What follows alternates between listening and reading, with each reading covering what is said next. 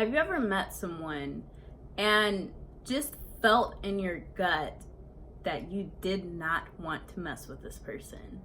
You couldn't explain it, but there was just this feeling that I don't need to be in a relationship with you. And maybe this person was introduced to you by a friend and you care about this friend. And this friend's like, nah, give them a chance. They're not that bad. They're great. And you're like, I really feel that this person and I are not meant to be together. But in honor of our friendship and relationship, I trust you. I'll give them a chance.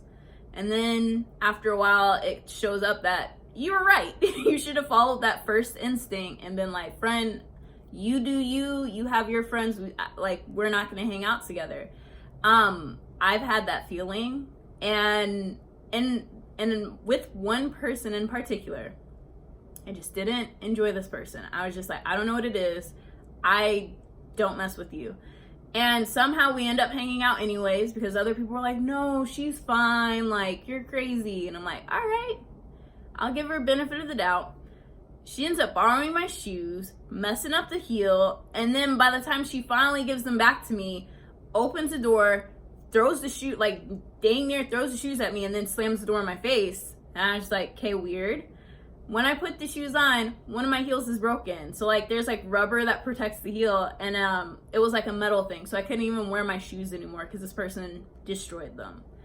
And all I could think was, this is proof I should have listened to myself and not these other people that do not know what I know about people and like energy in the world. Welcome, I'm Latia. And I feel like this is a process that a lot of us go through, which is we're taught not to trust ourselves. We're taught not to listen to our intuition. And sometimes we're taught to go against our highest good in honor of keeping the peace or having friendships or even like being safe in our families. So I know for myself, growing up, my dad was like part superhero and then like part crazy person.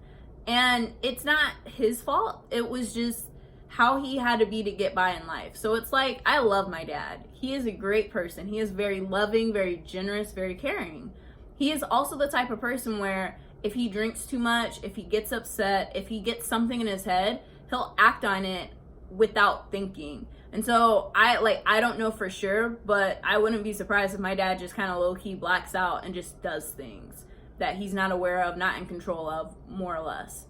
So when it came to like growing up in an environment like that, where we would have family events and occasions, and I would just be like, I don't know, living my life like it's golden. I'm a kid, having fun, doing kid stuff.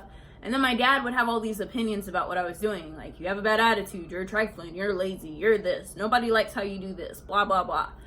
It was like not helpful to be like pooped on, basically, because it's like there's no room for growth if you're just told how bad you are. It's like, cool, what am I supposed to do with that? But the other part of it would be, and living in an environment where someone is a bit emotionally unstable and they don't control themselves, that is a tough environment to live in, because it's like, I don't know if I'm going to get nice dad today or if I'm going to get mean dad. Is that going to be understanding, we can have a conversation, or is it going to be the version of my dad where it's just like, I just need to like shut down as much as I can, like agree with whatever he says and just kind of like pacify him until he gets to the point where he moves on to something else. So it's like growing up in that environment with like so much stress and like trouble and difficulty. And even when there was no alcohol involved, it was tough to know what to do with my dad. Like, I remember being in elementary school. So I was like third grade, like between kindergarten and third grade. I remember my dad teaching me about coins and him getting very upset with me, basically like sending me to my bed. And I remember going to the bed and I was dreaming about like coins, like they were rolling by with their like the different heads, and I was like learning them as I was like kind of resting.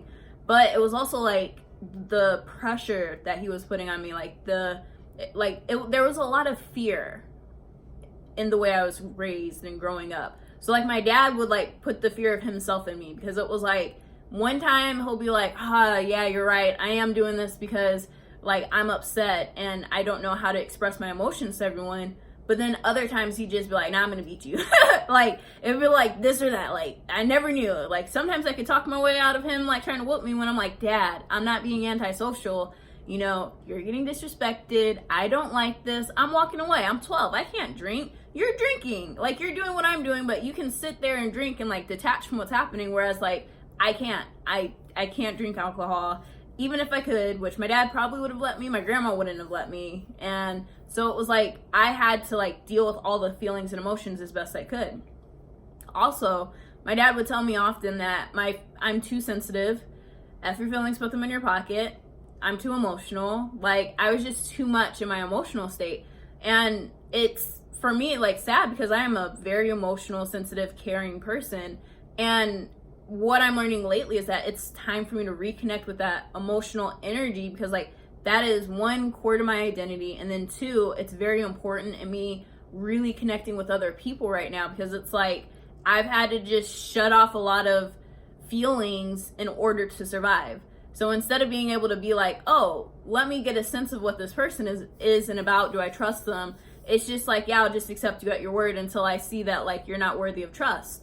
And to give too much trust to people is very irresponsible and unhealthy, because it's like, I need my energy and I need to make sure that the people I let in are worthy of it. And that's not something that I've learned.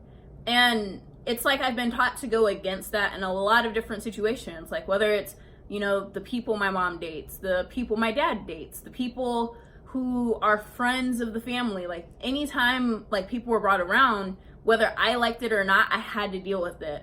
And so it would be like, even if I complained and was just like, Mom, like, why do you keep bringing these people around? Like, they suck. It's just like, no, I don't care. I'm going to do what I want to do. And it's just like, okay, cool. But like, I don't feel comfortable in my own home. And so it's like, I guess like looking back, it's like, it makes sense that, you know, at work, I'm having a lot of the challenges that I have, because it's like in the past trying to explain to people like, hey, this doesn't make sense. A lot of people just ignore me, shut me down, or argue with me. And it's like, I'm not trying to have an argument. I'm just trying to bring something to light. And it's like when you're, I guess like what I've been learning lately is like the two sponsoring emotions in the universe are either fear or faith and love. So you're either fearful or you're faithful. And when you're in a fear space, you're reactive. And when you're reactive, you're usually unproductive and there's energy blocks and it's just not good. There's overthinking, overprocessing. And when it comes down to it, it's like, it's easy to respond to fear with fear.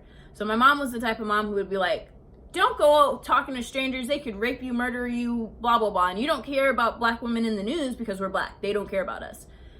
Cool. That's believable. And at the same time, for me, I was like, well, I don't want to live out of the fear that my mom lived out of, because I know that God takes care of me. So for me personally, like growing up, reckless faith. I wanted to have so much faith in God that people would look at what I did and be like, what is wrong with, like, are you crazy? But then when I got through to the other side, I was like, wow, like she called it. She did that. And it's like, I mean, I did, God did, whatever. Like I have faith that like my visions are real. It's like the difference between insanity and genius is that the visions of the genius come true. Whereas like an insane person, they just stay imaginings.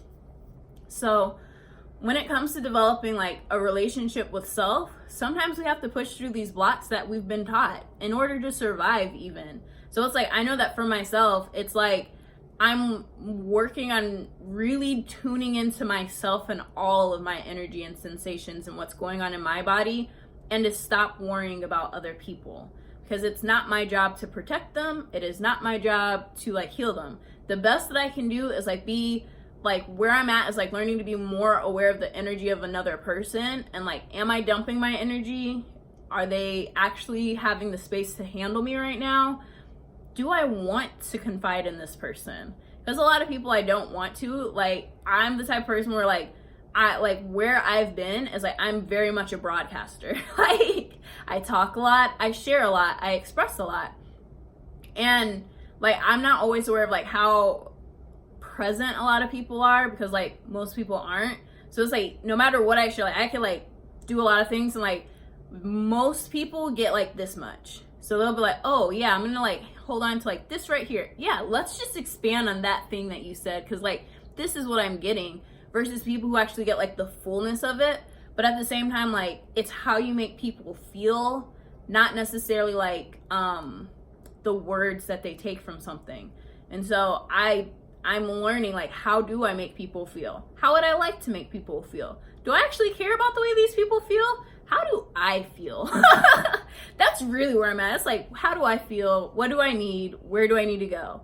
That is what like I'm like trying to like get more in touch with, is like allowing my instinct and intuition to guide me. So there have been a lot of times where I've been told to go against what I knew I needed to do, and it has not worked out for me. Like that does not work. And so, and honoring that, it's like, all right, now it's time for me to do something new, really take care of myself, really listen to myself, and to stop putting other people ahead of me, whether it's for protection or making friends and people pleasing. I don't care. It's like, now's the time for me to set healthy boundaries, own what I need, and like keep growing and moving forward. So I don't know where you are in your journey, what boundaries you have that you are or are not listening to, but I wish you luck in listening to yourself, coming home to who you are, and realizing that like everything you need is within you. You are divinely guided if you so choose, divided by your soul and whatever calling purpose you were created for. Whatever it is that you desire is possible, as long as you can feel it and believe in it. And I know I'm on a healing journey, and I feel like we're all on healing, growth, expansion journeys. Like, I don't believe life was created for us to stay stuck in our pain or our challenges. And if that we're living into painful patterns, then there's just something that we're not able to acknowledge yet. So I wish you luck. I wish you a great day. Hope to see you again.